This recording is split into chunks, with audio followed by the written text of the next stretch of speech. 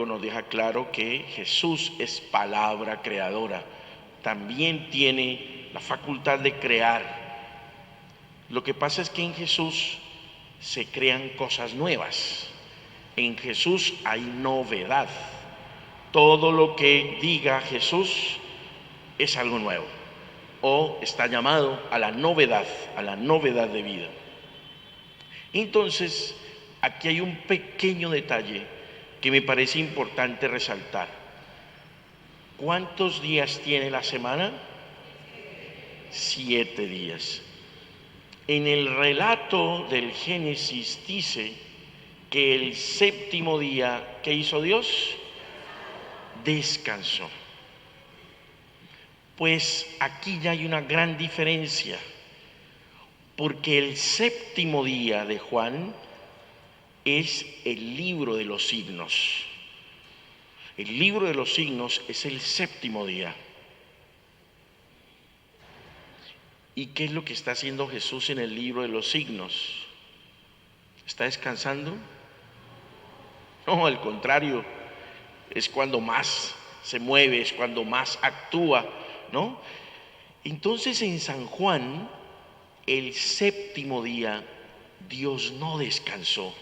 Al contrario, el séptimo día es el día de la acción, es el día del cambio, es el día de la novedad, es el día de las cosas nuevas. Entonces no, en el séptimo día no estamos para descansar, al contrario, estamos es para movernos, para actuar, para transformarnos, ¿no? Es desde ese contexto que debemos mirar estos acercamientos que estamos haciendo al Evangelio de San Juan. Entonces, ahora, de aquí en adelante, en lo que nos queda del camino, lo que vamos a mirar es ese séptimo día, que es un día de acción, de movimiento, de cambio, de transformación. Y todo lo que haga Jesús es en orden al cambio, al movimiento, a la transformación de quienes comparten con Él, de quienes escuchan su palabra. Entonces, importantísimo que tengamos ese detalle ahí muy marcado, ¿no? Estamos entonces en el séptimo día, que no es para descansar, sino por el contrario, para movernos aún más, para actuar aún más. No es para quedarnos quietos, y eso nos da un poquito como la coherencia de Juan, porque en la primera catequesis quedó claro que Juan es un evangelio del movimiento. Acuérdense que Jesús está en continuo movimiento, está yendo y viniendo. ¿Se acuerdan cuando hablamos hace 8 días de las fiestas judías? Y mirábamos en cada escena cómo Jesús va 4 veces a Israel, va y viene, a Jerusalén, va y viene a Jerusalén. Mientras que en los otros evangelios solamente Jesús va una vez.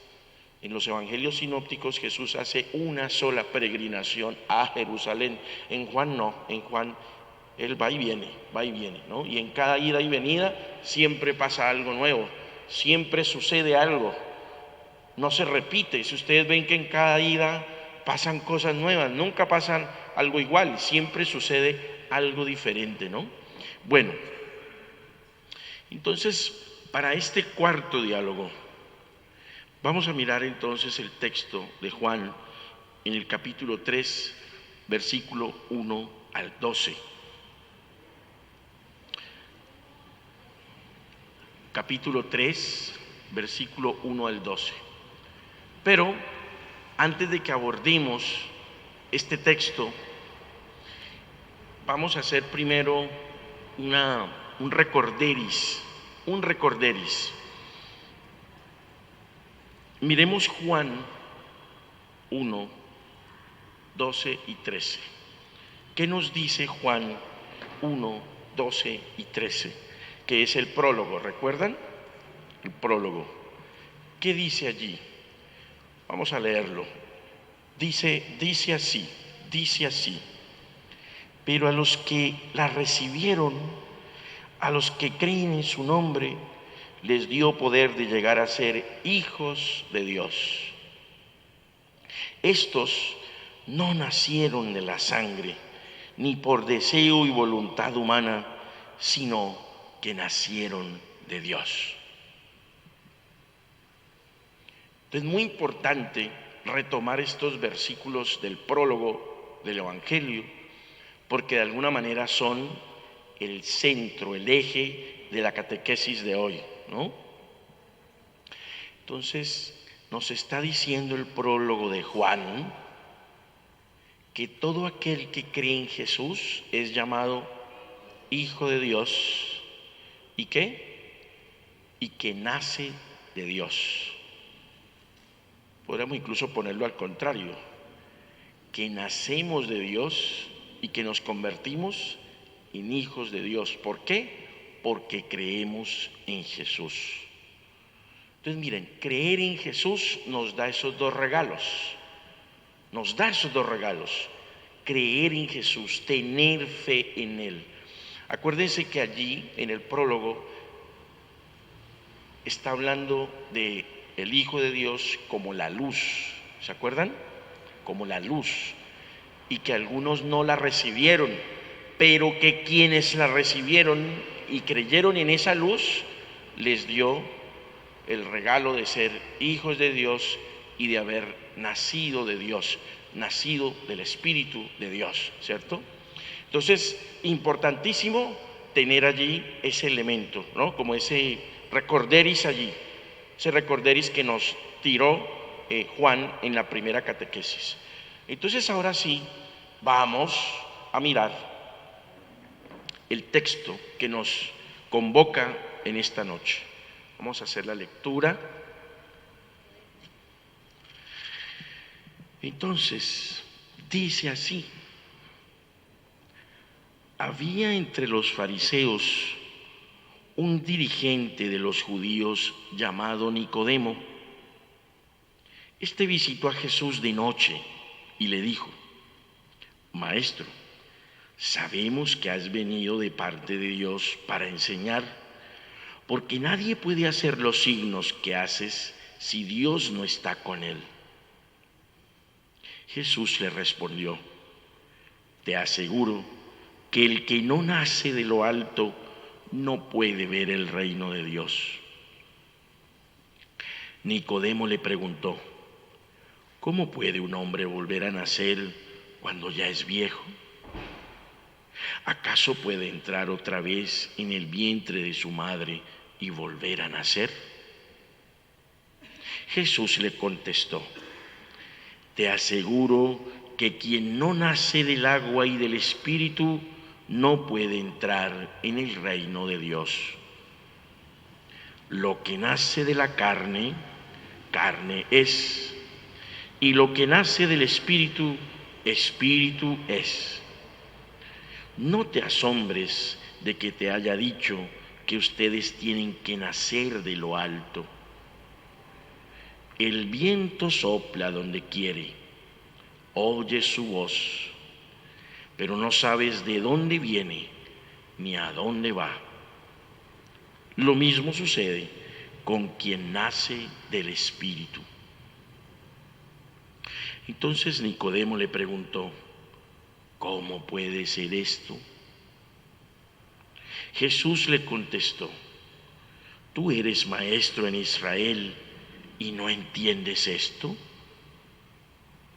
Yo te aseguro que nosotros hablamos de lo que sabemos y damos testimonio de lo que hemos visto, pero ustedes no aceptan nuestro testimonio. Si no creen cuando les hablo de las cosas de la tierra, ¿cómo van a creer cuando les hable de las cosas del cielo? Bueno, entonces ahí está el texto, muy famoso, ¿no? Todos conocemos el texto de Nicodemo, ¿no? Es un texto que en las catequesis prebautismales lo usamos mucho, ¿no? Para referirnos o hablar del sacramento del bautismo. Pero es interesante poder rumiar, ¿no? Rumiar, masticar este texto y encontrar ahí cosas interesantes que nos ayuden a todos en este camino de la fe. Entonces, vamos a mirar cositas. Aparece allí un personaje, Nicodemo. Nicodemo es un fariseo. Entonces, vamos a hacer un paréntesis para hablar un poco de ese tema de los fariseos.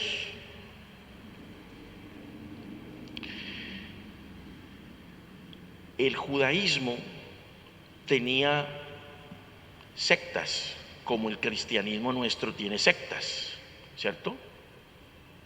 Entonces estaban los fariseos, los saduceos, los esenios, los herodianos.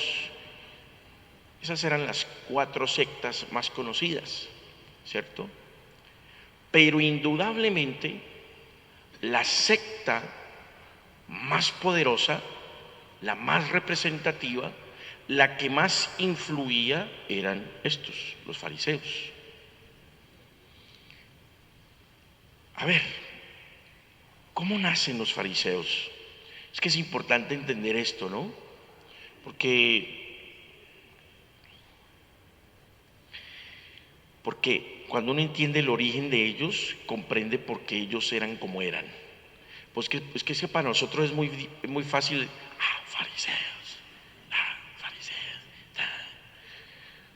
Y siempre el Evangelio nos pinta a los fariseos como personas como maluquitas, ¿no? Maluquitas, mamonas, ¿sí? Y pues a ver, tampoco hasta allá. No, qué pecado con los fariseos. No. Dentro de los fariseos había gente querida. Había gente querida entre los fariseos. Qué pecado, pues.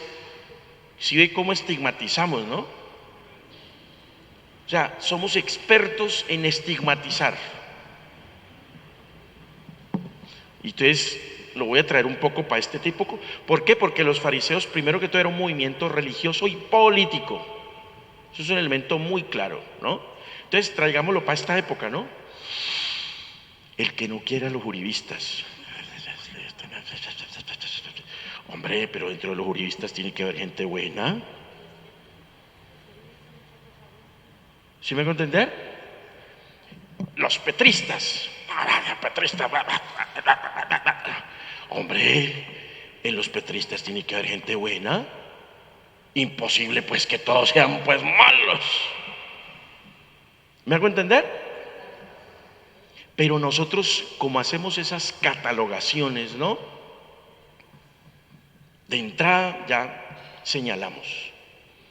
Entonces los que no quieren a los uribistas, entonces para ellos todos los uribistas son malos. Y al otro lado, entonces los petristas, entonces todos los petristas son una porquería, guerrilleros, bueno, todo lo que usted quiera. Hacemos esas estigmatizaciones. Y resulta que aquí pasa una cosa parecida. Los fariseos eran un movimiento religioso, cultural y político. O sea, los fariseos eran un partido político de la época. ¿Me hago entender?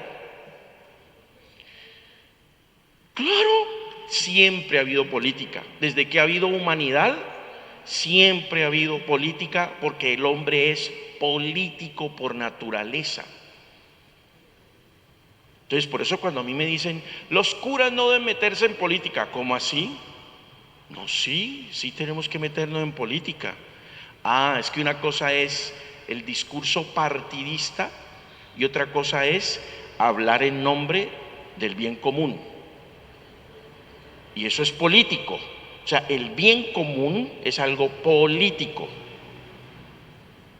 O sea, la política existe es para eso, para luchar por el bien común. Ese es el núcleo de la política. La política viene de polis, ciudad, pueblo. ¿Dónde nació la política? En Grecia. Y estamos hablando de hace siglos, pero eso hace más de 4 siglos antes de Cristo ya existía la política. ¿Me hago entender? Lo que pasa es que en el tiempo la política desafortunadamente se ha desvirtuado, llamémoslo así, se ha perrateado. Entonces, lo que en un primer momento tiene un sentido lógico, y es que yo tengo que trabajar por el bien común, si yo vivo en una comunidad, pues cada persona que conforma la comunidad no es igual a otra, ¿o sí? No, no es igual a otra. Entonces, donde hay comunidad hay conflicto. Eso es así. O sea, siempre va a haber conflicto, siempre. El que quiera que nunca haya conflicto, pues entonces que vaya para Marte. No, pues porque allá no hay nada. Pues hasta donde sabemos, ¿no? No hay nada. Pero mientras usted viva en este planeta y conviva con otros, siempre va a haber conflicto. ¿Por qué? Porque usted quiere una cosa y yo quiero otra. Y entonces, ¿cómo hacemos? Entonces, como ella quiere una cosa y yo quiero otra, hay conflicto por eso. Entonces, ¿para qué es la política? Para lograr que entre ella y yo lleguemos a un acuerdo para que ella pueda cumplir con lo que ella quiere, pero yo también, y ahí quedamos todos contentos. ¿Me hago entender? Sí, pero eso es, pero toca ponerse de acuerdo, y el hombre lo ha hecho. Es que a mí lo que me da rabia de todo esto es que el hombre en otras ocasiones ha logrado ponerse de acuerdo, sino que es que aquí es muy difícil, porque a la política le metemos riñones. Sí, y riñones, es decir, pensamos es con los riñones y no con la cabecita. Entonces, esta gente, los fariseos, surgieron por allá más o menos en el siglo II antes de Cristo. Sucede que Israel estaba invadida por un imperio de origen macedonio, el imperio Seleucida. Y el emperador más representativo era Antíoco IV. Los seleucidas invadieron el templo de Jerusalén. ¿Se acuerda que de eso hablamos un poquito? Y destruyeron el templo. ¿Y surgieron quiénes? Los macabeos. ¿Se acuerdan de los macabeos? ¿Que eran qué? ¿Qué dijimos que eran ellos? Guerrilleros. O sea, los macabeos eran unos guerrilleros que se alzan en armas para irse en contra de, porque ¿qué es lo que hace un guerrillero? Alzarse en armas. Entonces ellos se alzan en armas para irse en contra de este imperio, del imperio Seleucida. Logran liberarse porque esta guerrilla triunfa, es decir, logran quitarse del dominio del imperio Seleucida, y entonces comienzan un proceso de restauración del país, de la nación judía. Y es allí cuando surge el partido de los fariseos. Surge allí. Entonces, ¿quiénes eran los fariseos? Los que propendían, luchaban porque lo que había enseñado Moisés se cumpliera a cabalidad, que hubiera una rigurosidad. ¿Ya? Entonces, pasa que en la ley mosaica, o en la ley judía más bien, la ley judía, hay dos tipos de ley. La Torá escrita, que es el Pentateuco. ¿Cuál es el Pentateuco?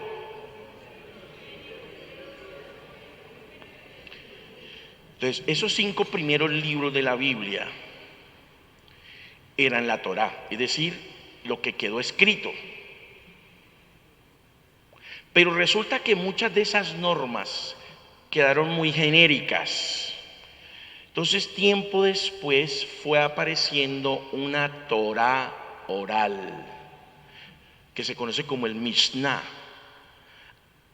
una Torá oral,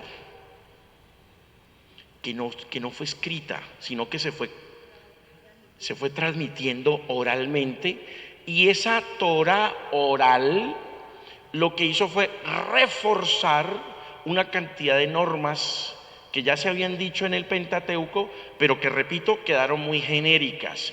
Entonces, esta Torá oral era una ley mucho más rigurosa, con una cantidad de normas y preceptos, ¿cierto? Y complementos de la primera ley, de la Torá escrita.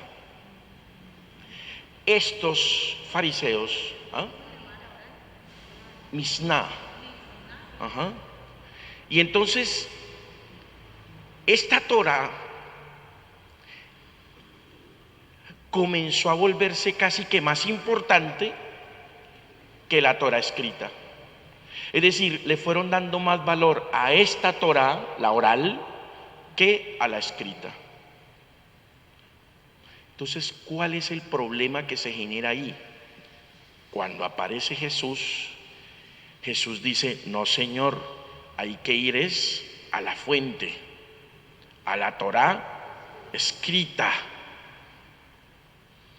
Y los fariseos, la Torá oral. Y ahí comienza el problema, ¿ve? Y ese es el problema. Por eso usted en el Evangelio ve a Jesús y a los fariseos peleando a toda hora. Porque para ellos era muy importante esta doctrina. Para que me entiendan un poquito, miren. Nosotros tenemos la Biblia, ¿sí o no? Es para que me entiendan un poco la dimensión de esto. Pero la Biblia no tiene respuestas para todo. Qué pena les digo, pero no. La Biblia no tiene respuestas para todo. Hay gente que cree que la Biblia tiene respuestas para todo. No, Señor. No, hay cosas que no las resuelve la Biblia.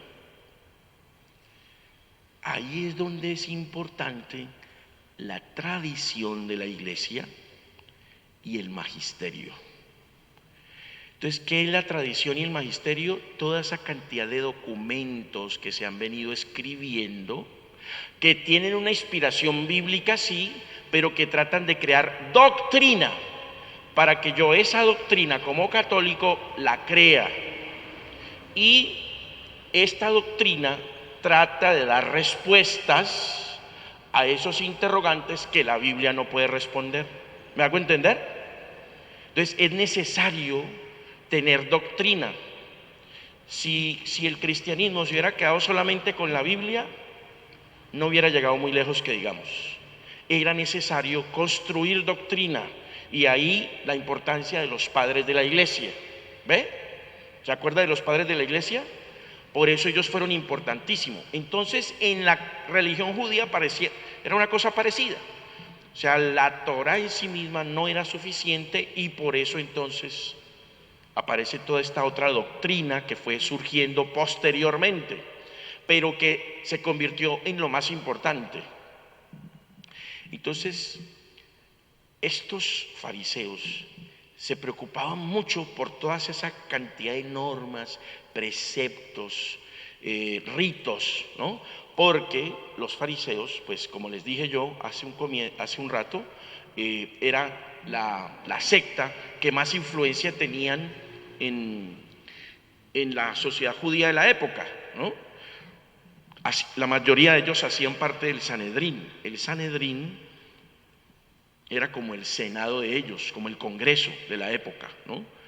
¿Quiénes conformaban el Sanedrín? Los sacerdotes, los escribas, los levitas y estas sectas: fariseos, esenios, saduceos. Todos ellos conformaban el Sanedrín. Y los fariseos, pues era una secta que tenía mucha influencia y mucho poder político. ¿Me hago entender? Sí, eran una secta radical que vivía de una manera muy radical la enseñanza judía, la religión judía. Entonces, este movimiento evoluciona.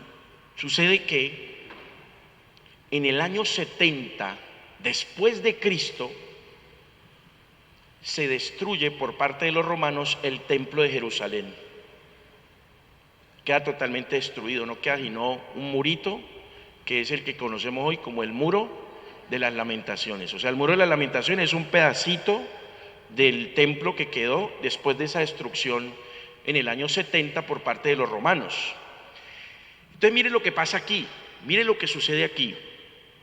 El templo es destruido, entonces si no hay templo, no hay qué.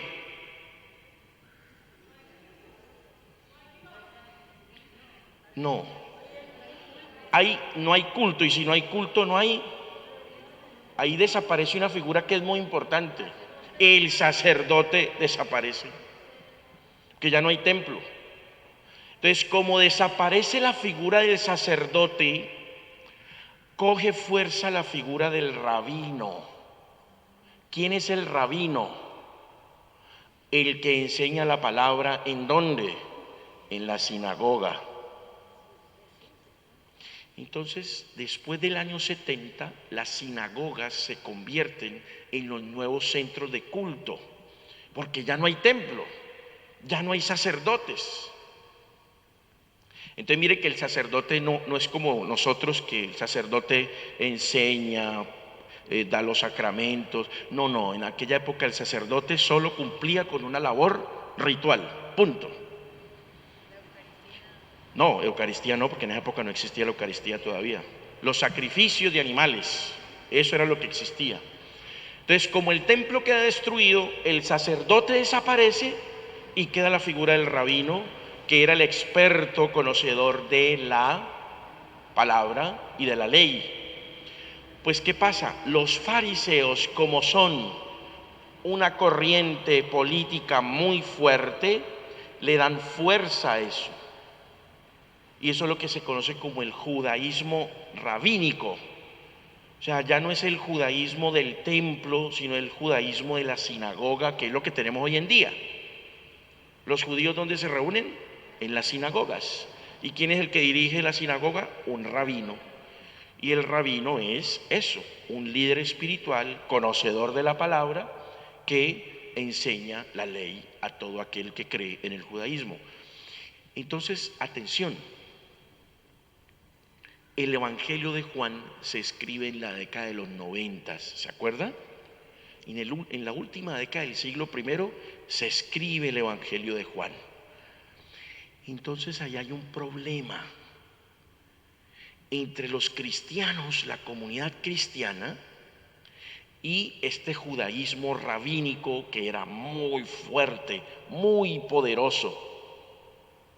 Entonces, en gran medida, este texto que acabamos de leer obedece a ese conflicto que existe en ese momento entre judíos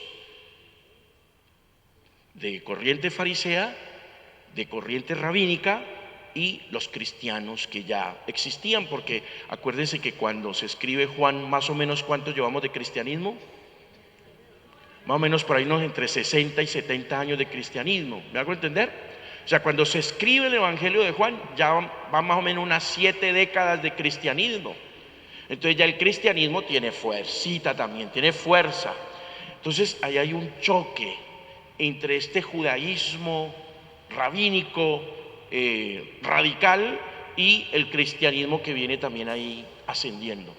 Entonces, este texto que acabamos de leer es un poco para graficar ese conflicto que hay entre cristianos y judíos, y sobre todo ese judaísmo muy radical que lo encarnaban los fariseos. ¿Hasta ahí vamos bien?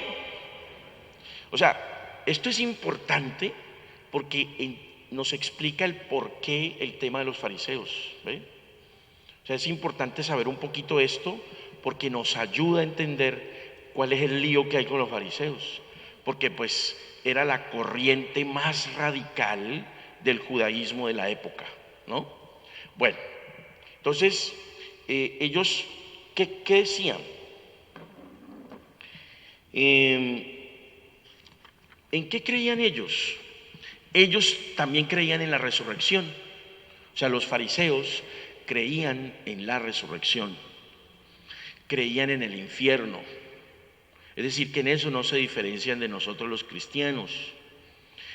Creían que de acuerdo a tu conducta tú recibías un castigo o una recompensa. Y nosotros los cristianos, de alguna forma también creemos eso, ¿no? El cristianismo nuestro gira en torno a que si usted se porta bien, se va para el cielo, pero si se porta mal, pues se va para el infierno, ¿no? Entonces, en ese sentido, somos parecidos.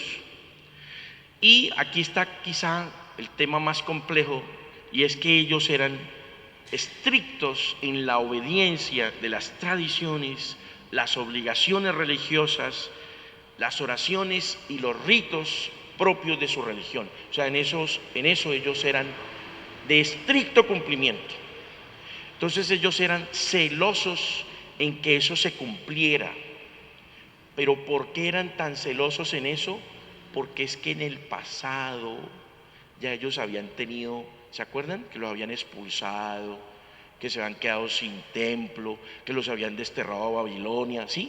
Entonces estos fariseos eran celosos de que eso no volviera a pasar, de que por más que hubiera dificultades, por encima de las dificultades, la fe judía tenía que prevalecer. Entonces por eso ellos eran tan celosos. ¿Me hago entender? Ahí le lavamos la cara un poquito a los fariseos, hombre. O sea, para que entendamos por qué ellos se preocupaban tanto, porque es que tenían razón de preocuparse, es que ya habían pasado por muchas dificultades, y fuera de eso vienen y les destruyen el templo en el año 70, los destruyen, los romanos les destruyen, ¿cierto? Entonces tenían todas las razones del mundo para ser tan celosos. Bueno, sí, nos quedamos sin templo, pero por lo menos tenemos la ley, ¿ve? Nos queda la ley. No tenemos templo, pero nos queda la ley, y esta la tenemos que defender a capa y espada. Entonces ahora entendemos por qué los fariseos eran como eran. ¿Sí? ¿Está claro? Bueno, era importante hacer ese paréntesis para poder entender ese diálogo que vamos a dilucidar un poquito aquí, ¿no? Bueno, entonces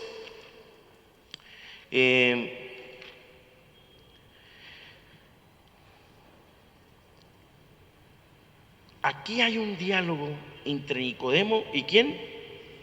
Y Jesús. Entonces ya cerramos el paréntesis, ya vamos a meternos en el diálogo como tal. Entonces, Nicodemo, ¿a quién está representando?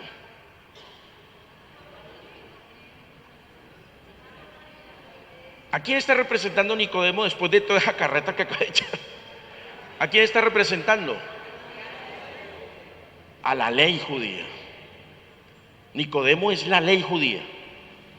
Ahora, este es un Nicodemo, este es un fariseo, buena gente. ¿Ve que en toda parte hay buena gente, en toda parte hay buenas personas, sea de una cosa, sea de otra, pero siempre va a haber buenas personas, siempre. Y yo por eso a veces les digo, mire, no hablemos ni de política ni de religión porque no dañamos la amistad. No, hablemos de otras cosas mejor, ¿cierto? Tú piensas así, yo pienso así, y ya eso se queda así. Por encima de eso está nuestra amistad. Claro, y que era así. Entonces, este es un fariseo que escuchó a Jesús y le quedó sonando lo que dijo. Le quedó sonando.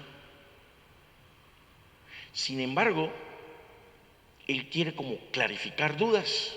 Él tiene unas dudas. Y entonces va de noche. De noche. Claro, yo también haría lo mismo. Me llega a ver otro hermano fariseo. ¿Usted qué anda haciendo con ese guerrillero? Con ese revoltoso. Porque es que eso era lo que ellos decían de Jesús. Que era un revolucionario. Que era un blasfemo. ¿Cierto? Entonces, claro, él dijo, no, voy de noche. Voy de noche, escondiditas, y voy y hablo con él, ¿cierto? Entonces se da ese encuentro entre Nicodemo y Jesús. Entonces es el encuentro de dos posturas totalmente distintas, de dos mundos diferentes. Nicodemo representando el viejo mundo, las viejas costumbres, y Jesús representando la novedad, lo nuevo, lo que quiere Jesús que cambie, ¿cierto? Entonces se encuentran esos dos mundos y se da entonces ese diálogo. Nicodemo es un fariseo, como les digo, buena gente, es irreprensible, es decir, es de una conducta intachable. De hecho, si usted mira las escrituras, parece ser que Nicodemo no era ningún pintado en la pared, parece ser que era un tipo que tenía una influencia ahí en el Sanedrín, y si no, miremos Juan 7, 50, 52, miremos allí. O sea, para que veamos que Nicodemo no era ningún pintado en la pared. Nicodemo, uno de ellos que había acudido a Jesús en otra ocasión, les dijo: ¿acaso nuestra ley condena a alguien sin haberlo escuchado antes para saber lo que hizo? Le contestaron: ¿también tú eres Galileo?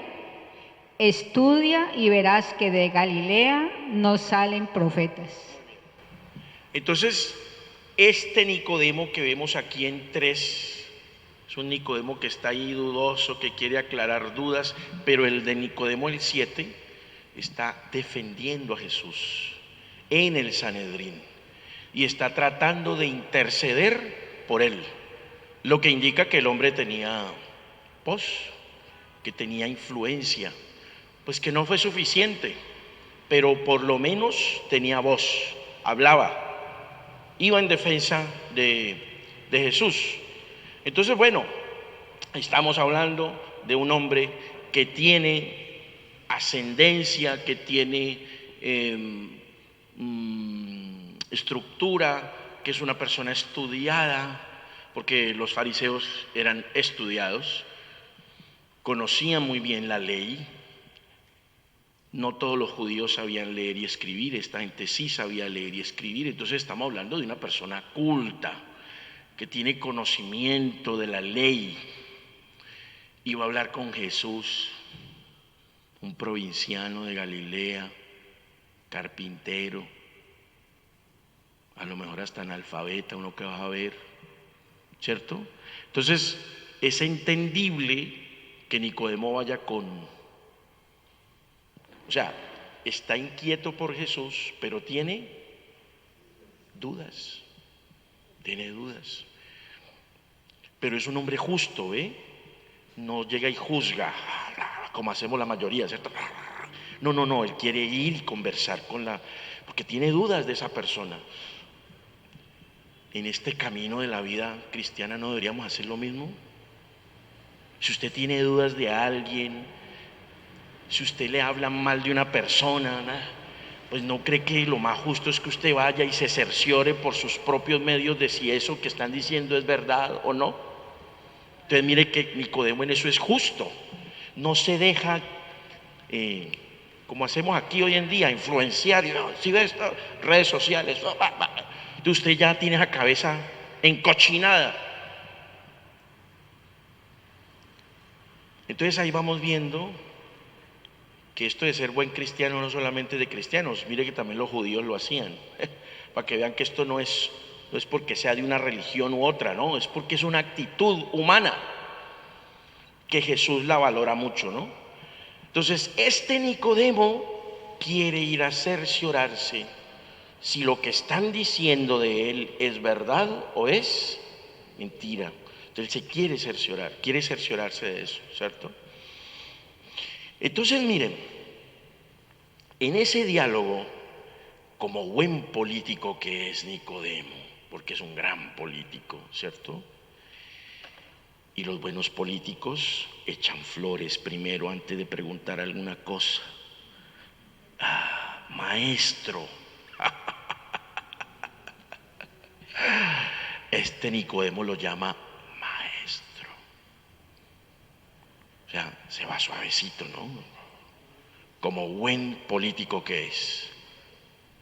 Entonces yo no quiero que este man me entre con los taches, entonces lo voy a decir maestro, ¿cierto?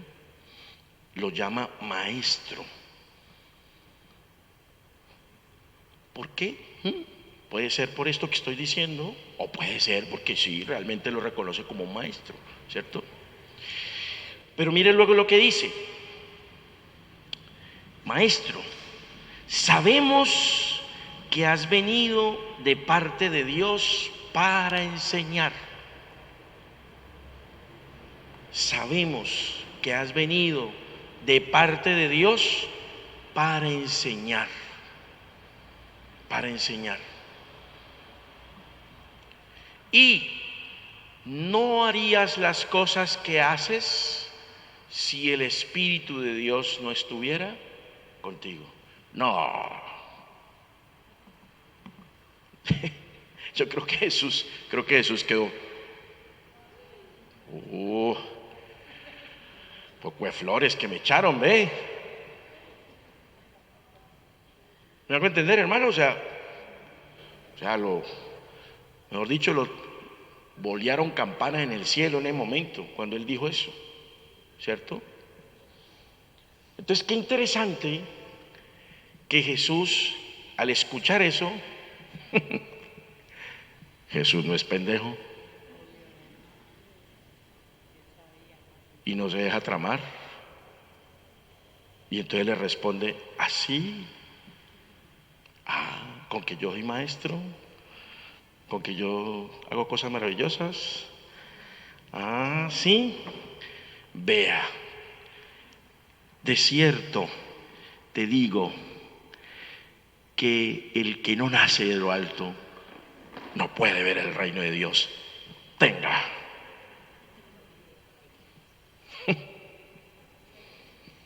¿No? Entonces Jesús no es bobo. Entonces no se deja deslumbrar por las palabras de Nicodemo y le dice: sí, bájese ese pedestal, mijo. Si usted no nace, si no nace, entonces él utiliza la palabra nacer, pues no pasa nada. No puedes entrar en este camino que yo propongo. Hay que nacer, y nacer de lo alto. Entonces deja al pobre Nicodemo ahí como medio, como inquieto, ¿no? Pero ¿qué está hablando? ¿Por qué a Nicodemo le cuesta trabajo entender esas palabras de Jesús? Porque es un fariseo. Porque es un fariseo. Porque tiene una estructura mental aquí muy marcada, muy fuerte.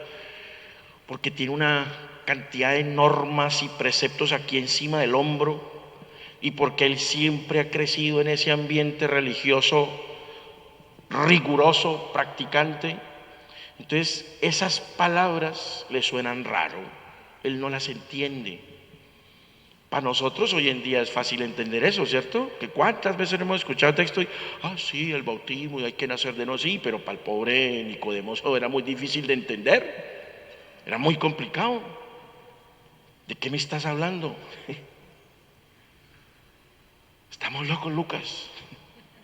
¿De qué me hablas? ¿Se acuerdan que por ahí decían: ¿de qué me hablas? ¿De qué me hablas? ¿De qué me estás hablando? ¿No? Entonces, discute.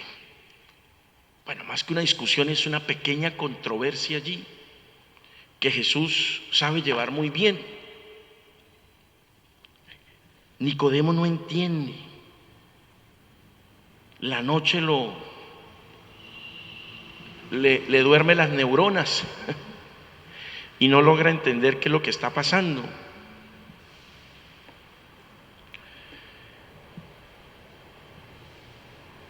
Entonces Jesús le está hablando de un nuevo nacimiento.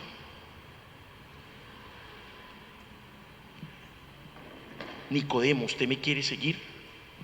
Usted tiene que romper con toda esa estructura y entonces comenzar de nuevo. Comenzar de nuevo. Entonces yo creo que para Nicodemo eso tuvo que haber sido muy duro escuchar eso. Porque le está diciendo Jesús: aquí toca arrancar de cero. Porque nacer es ¿qué? ¿Qué es nacer? Es arrancar de cero, arrancar de cero.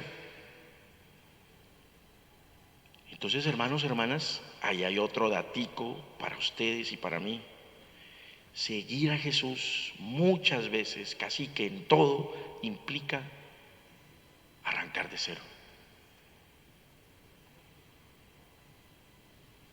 Por eso, esto que estamos haciendo es como un arrancar de cero. Padre, pero es que yo llevo 12 años caminando en el cine. Sí, pero a veces en la vida toca arrancar de cero. Y yo creo que a muchas veces nos ha tocado arrancar de cero. Volver a empezar. Nacer de nuevo. Tener un nuevo nacimiento. ¿Por qué? Porque estamos anquilosados, porque Nicodemo representa a esas estructuras viejas, caducas, rígidas, y ya hemos descubierto que Juan es un evangelio ¿del qué? Del movimiento. Entonces, lo rígido, lo estático, no funciona para Jesús, no funciona para Jesús. Todo es movimiento, todo es cambio, todo es dinamismo. Y entonces muchas veces en nuestra vida toca arrancar de cero, volver a arrancar. Pienso, por ejemplo, cuando a muchos de nosotros nos ha pasado alguna cosa muy complicada, terrible, y sentimos que se nos está dando una nueva oportunidad, ¿no? Cuando superamos una enfermedad, cuando un dolor por un ser querido muerto y entonces tiempo después voy como saliendo al otro lado y eso y ese acontecimiento hizo que se me estremecieran muchas cosas en mi vida y tengo que reconfigurar cosas. Eso pasa, ¿no? Cuando se muere un ser querido, un esposo, una hija, y usted tiene que, bueno, ¿y ahora qué vamos a hacer? Ya no está, mire, la ropita, las cosas de ella, de él, tal. Y usted tiene que inmediatamente hacer una pequeña reconfiguración, ¿cierto? Porque a veces la vida nos pone así, a tener que arrancar de nuevo, a tener que volver a empezar, a tener que reconfigurar. Entonces Jesús le está diciendo a Nicodemo: mi hijo, si usted me quiere seguir, tiene que saber que tiene que romper con todo eso y arrancar conmigo de cero, de cero. Obviamente, esto tiene que ver también con una actitud interna primero, ¿no? La conversión va siempre de adentro para afuera. Eso es muy importante que lo tengamos presente, hermanos. La conversión siempre va de adentro hacia afuera. No va de afuera hacia adentro, no. La conversión siempre comienza en el interior de la persona. Les doy un ejemplo. Supongamos que viene aquí, como me pasó un domingo en misa, ¿no? Una chica que vino así como medio metalera y vino a decirme que quería confesar. Pues claro, yo la vi así. Eso era una mezcla entre metalero, emo, una cosa rara ahí. La verdad era un espécimen raro. Pero cuando uno empieza a hablar, sí, como Nicodemo, cuando empieza a interactuar con la persona, descubre ahí un ser humano que está buscando a Dios, que quiere acercarse a Dios, que tiene inquietudes. Entonces ahí uno ve que al interior de esa persona algo pasó, que todavía no se refleja en el exterior, pero que tengo yo que interactuar con ella para darme cuenta que en su interior algo pasó, algo sucedió. Que con el tiempo, cuando ese algo interior se empiece a evidenciar, se va a ver reflejado también en lo externo, ¿cierto? ¿Por qué digo esto? Porque ese empezar de cero o ese volver a nacer, ¿dónde comienza? En el interior. Y puede ser que ese nacer de nuevo nos tarde tiempo, nos demore. Hay gente que puede tener una intención de cambio muy grande, pero todavía no da el paso. Pero ahí está la intención. Que no deberías quedarse en una intención, pero está ahí. A lo mejor falta que alguien o algo hunda el botón adecuado para que eso se vuelva externo, se refleje por fuera, ¿no? Entonces, evidentemente, Jesús le está hablando a Nicodemo de un volver a nacer que debe comenzar primero por el interior de cada persona. Nacer de nuevo es nacer de lo alto. Y nacer de lo alto, pues, desde el punto de vista teológico, siempre la altura indica lo celestial, ¿cierto? El monte, yo subo para llegar ¿a dónde? Al cielo, porque el cielo es como nosotros configuramos lo espiritual, porque lo espiritual tiene que ver con las cosas que son grandes, ¿cierto? Que tienen estatura grande, porque antropológicamente hablando, los hombres siempre se han imaginado a los dioses como seres que grandes, ¿no? Y nosotros frente a Dios pues somos nada, ¿no? Porque pensamos.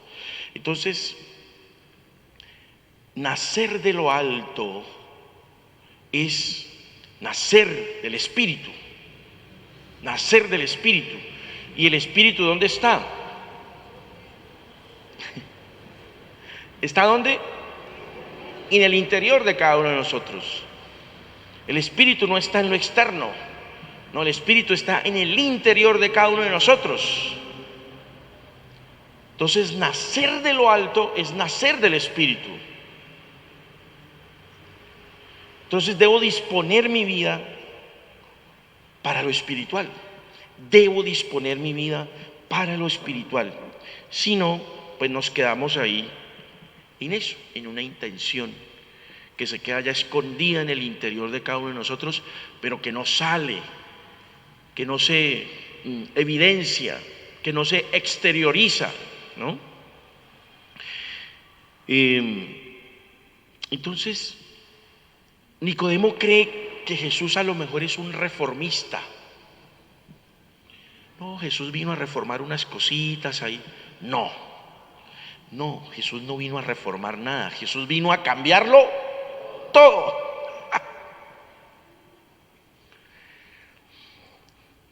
Reformar es una cosa, cambiar es otra. Son dos conceptos totalmente distintos. Entonces Jesús no era un reformista. No, Jesús era un revolucionario. Es decir, ¿qué quiere un revolucionario? Cambiar.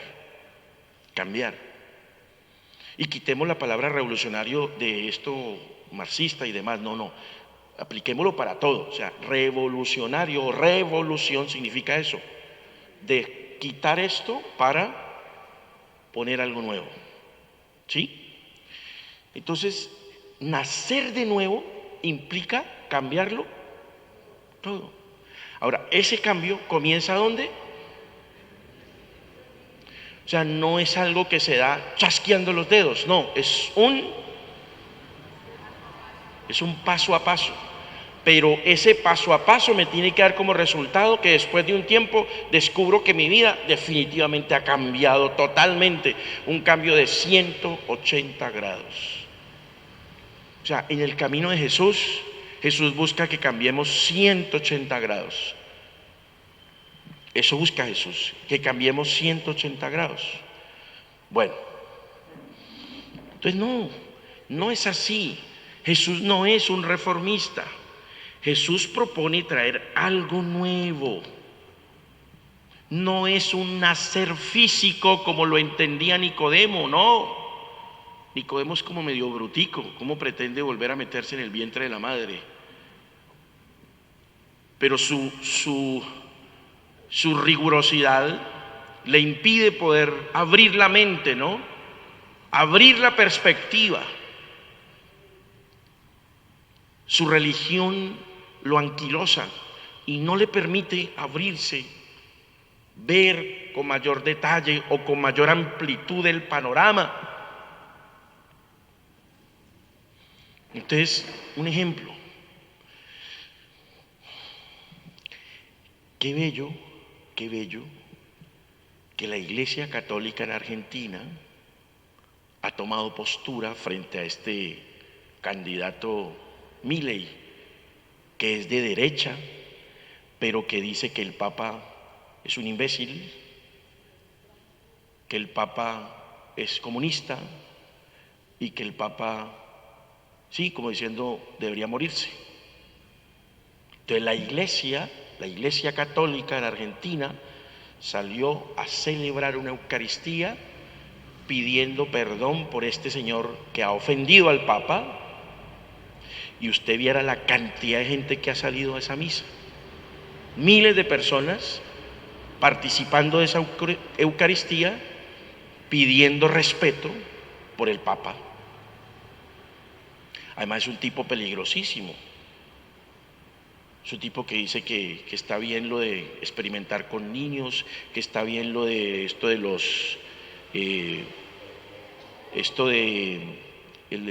los órganos. O sea, es un tipo con unas ideas rarísimas, cosas rarísimas. Y lo peor es que va ganando en las encuestas. ¡Qué peligro! O sea, es un tipo peligroso. Para mí es un loco. O sea, la verdad es un tipo loco. Y Dios nos libre de una persona así, que tenga esas ideas tan raras, tan extrañas. Entonces, una cosa. Entonces, qué bonito eso. Cómo nosotros como iglesia decimos, no hombre, no podemos tener esas actitudes tan radicales y tan ofensivas. Porque el texto de hoy nos muestra que a pesar de que somos diferentes, podemos dialogar, podemos conversar, a pesar de que seamos distintos. Ahorita, ya te doy la palabra. Entonces, de alguna forma Nicodemo está como ciego, ¿cierto? Está como ciego, no logra abrirse en el panorama, no logra tener una visión más amplia de las cosas. Nacer de nuevo es, entonces, romper los viejos moldes. Nacer de nuevo, entonces, es romper los viejos moldes y adherirse a Jesús. Ya no es adherirme a una ley, ahora es adherirme a una persona, que es una cosa totalmente distinta. Por eso, cuando nosotros tenemos una persona que se acerca y viene porque quiere confesar, y esto yo ya lo he dicho muchas veces, pero cada vez que puedo yo trato de repetir esto. La relación con Jesús es una relación existencial, no es una relación normativa. Por Dios, ¿cuándo vamos a entender eso? Sí, hay ciertas normas que son necesarias, pues, porque la norma nos ayuda, nos organiza, todo lo que usted quiera, pero en el relacionamiento con Jesús no lo determina unas normas, lo determina la existencia, el ser. Es el ser. El ser de Jesús es lo que importa en este camino, no las normas, no las normas. Sin decir que las normas no importen, no, las normas se necesitan, pero no son lo más importante para Jesús. Para Jesús lo más importante es la persona. La persona, sea quien sea, si es judío, si es sirofenicio, si es egipcio, si es colombiano, si es uribista, si es petrista, si es de una... No le importa, a Jesús no le importa nada de eso. A él lo que le importa es un ser humano que hay allí. Y perdonen que haga estas cosas, pero es que esto hay que actualizarlo, ¿me hago entender? O sea, porque si no le damos una aplicabilidad a la palabra de Dios, a lo que nos está pasando hoy en día, entonces estamos fregados. Entonces, no, Jesús nunca se pone a ver si usted es de una cosa o de otra, o si usted representa esto o aquello. No, es una persona que me necesita, punto. Ya. Entonces, Jesús le está tratando de hacer entender a Nicodemo que el camino que él propone está determinado por un volver a comenzar, y en ese volver a comenzar la clave está en que la relación está determinada por una persona y no por un cúmulo de leyes. Jesús propone una práctica de vida que tiene como fundamento el amor sin límites. Por eso, en este Evangelio de Juan, Jesús dice: y yo les doy un mandamiento nuevo, un mandamiento nuevo. Ya no es un decálogo, ya no son unas normas, ya no es la Torá, ya no es la Mishnah, ya no es nada de eso, no, es una sola norma: el amor sin límites, punto, no más.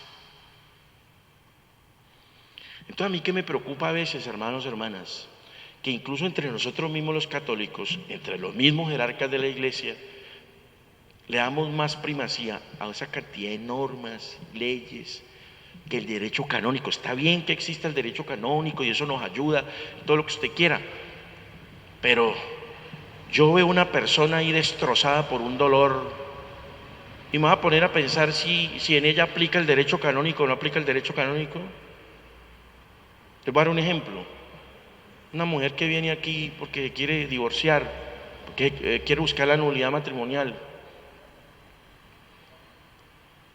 Y entonces yo empiezo a ponerle ahí: no, pero es que usted tiene que esto, que aquello, que no hay que los testigos, que no sé qué, y que la carta, que el juez canónico, que todas esa cantidad de cosas, ¿no? Que bueno, sí, todo eso hay que hacerlo y las normas hay que respetarlas, pero en ese momento yo no tengo que pensar en toda esa cantidad de normas, yo tengo que pensar en el ser humano que hay allí y que necesita ser ilustrado, iluminado, ayudado. Y hay que buscar la manera de ayudar a la persona, pero no puedo centrarme en esa cantidad de normas y cosas. No, esa señora no puede comulgar porque es que...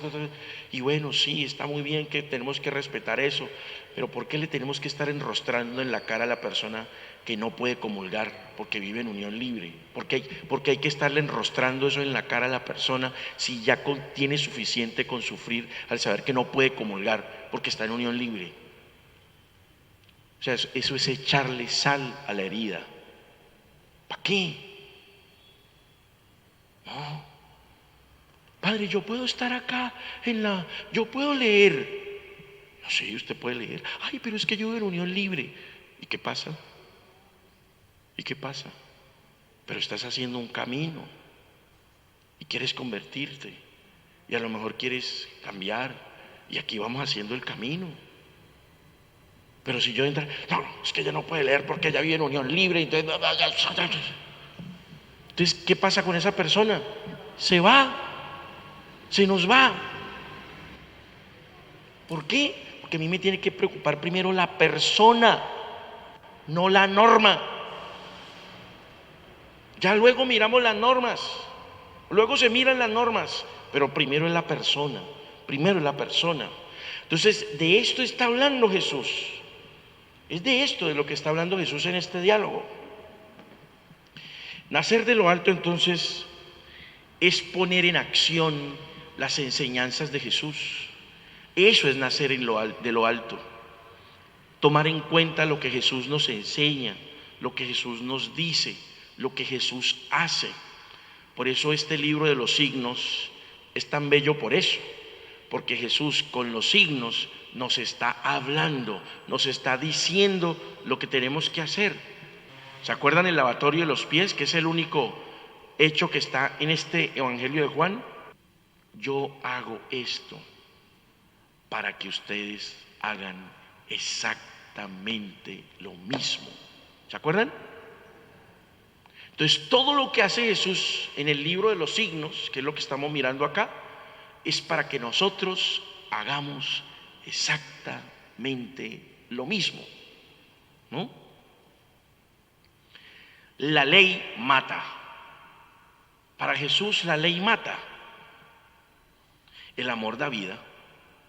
El amor da vida.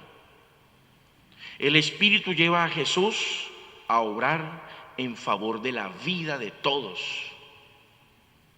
Miremos Juan 19:34. Sino que un soldado le abrió el costado con una lanza. Enseguida brotó sangre y agua. ¿Brotó qué? Sangre y agua. Muy importante este texto, porque nos está corroborando lo que Jesús le está diciendo a Nicodemo, que hay que nacer del agua. ¿Se acuerdan? Le está diciendo, hay que nacer del agua. Y ese nacimiento tiene un momento, tiene un instante, y es la cruz. Juan 19 es la descripción del momento exacto en el que se da la salvación para toda la humanidad.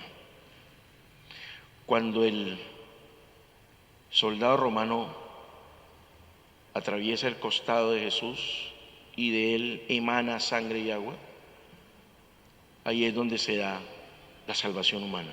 O sea, qué curioso, ¿no? O sea, ese tipo hizo eso y ni se dio cuenta que estaba generando ¿qué? La salvación humana. La sangre y el agua juntos adquieren un nuevo significado. Porque en la antigüedad, ¿se acuerdan cuando se utilizaba la sangre?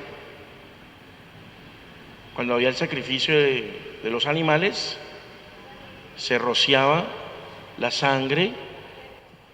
No. Se rociaba la sangre sobre el pueblo de Dios como signo de purificación. Pero solamente era la sangre. Aquí dice que salió sangre y agua. Sangre y agua. Es decir, de Jesús nace el nuevo bautismo. Un bautismo que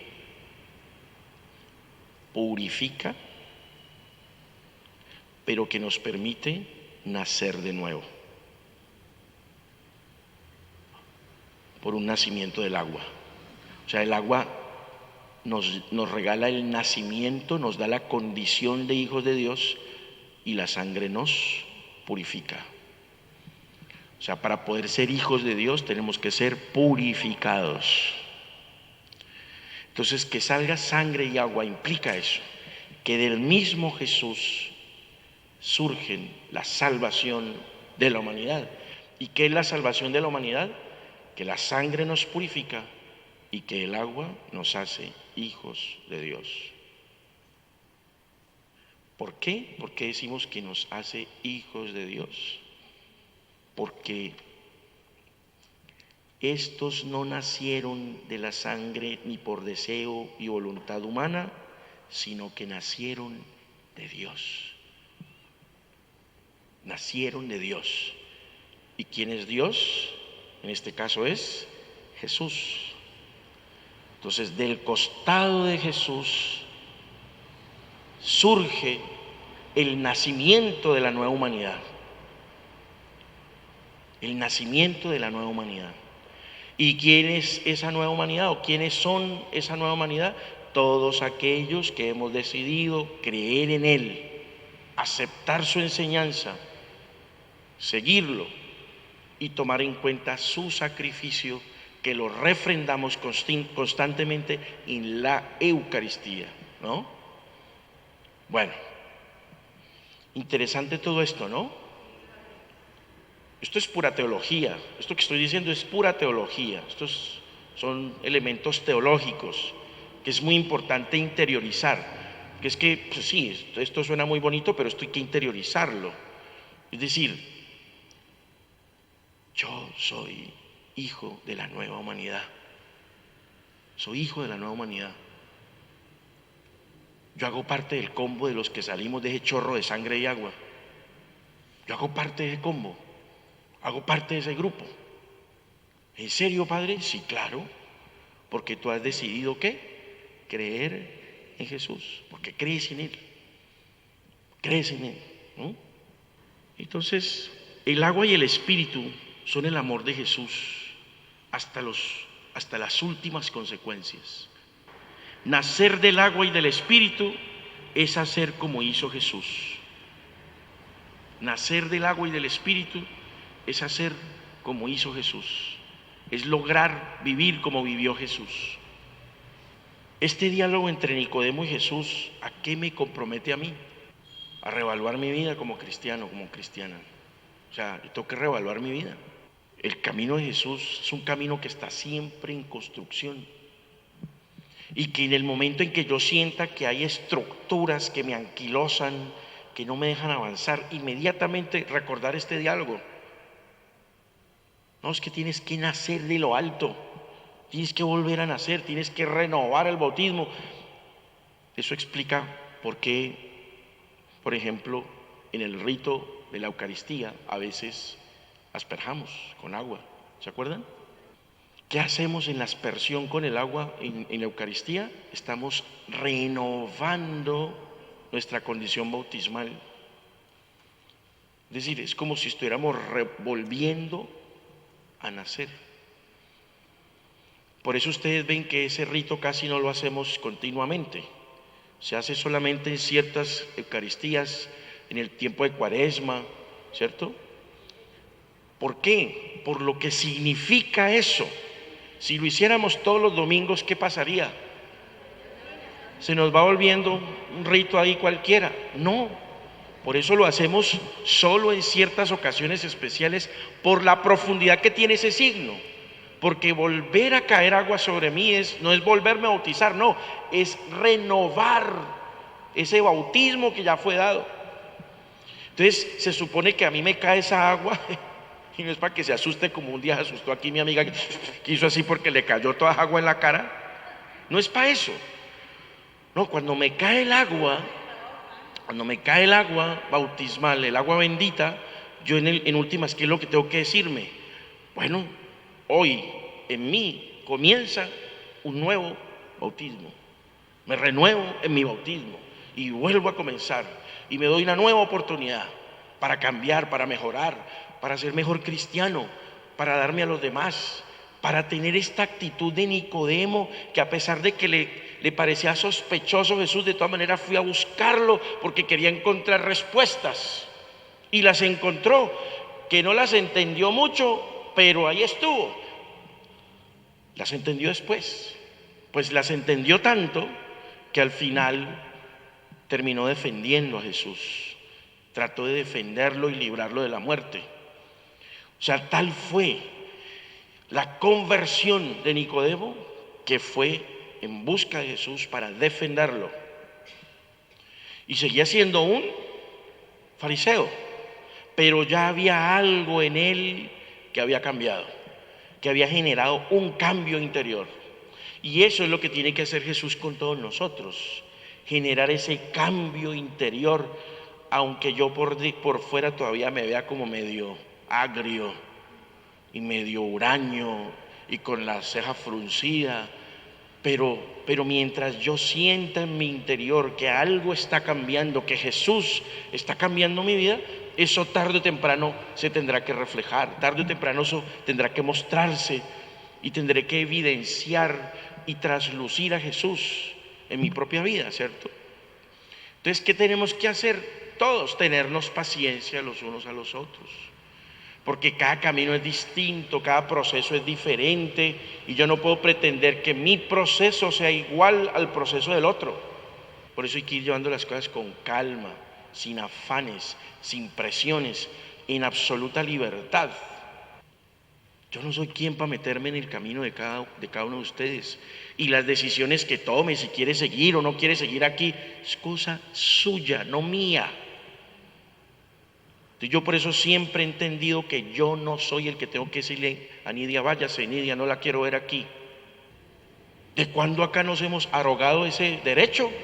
No, cada persona es libre de tomar. Y aquí hay varios que en libertad me han venido a decir, padre, yo definitivamente no sigo. Ah, bueno, mijo, te vaya bien. Entonces, no, hermanos. Entonces, aprendamos que este camino es en libertad. Y que la gran motivación de todo esto es que si yo decido seguir a Jesús, me convierto en un hijo de Dios y me convierto en un nacido de Dios. En un nacido de Dios. O sea que ustedes no son mal nacidos, no, ustedes son bien nacidos. Este es mucho bien nacido. ¿Cierto? Cambiamos las palabras. Y ese es un regaño con cariño, ¿cierto? Este es mucho bien nacido.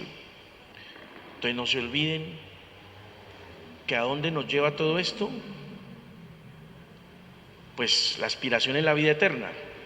Pero a dónde nos lleva esto no sabemos, porque Jesús dice que el espíritu es como el viento, que no sabemos ni de dónde viene ni a dónde va. Entonces eso es muy claro. Esto es, como no sabemos ni de dónde viene ni a dónde va, todo el tiempo hay que estar revaluándonos, porque algún día llegaremos a la patria celestial, ¿cierto? El Señor esté con ustedes. La bendición de Dios, Padre, Hijo y Espíritu Santo, descienda sobre ustedes y les acompañe siempre.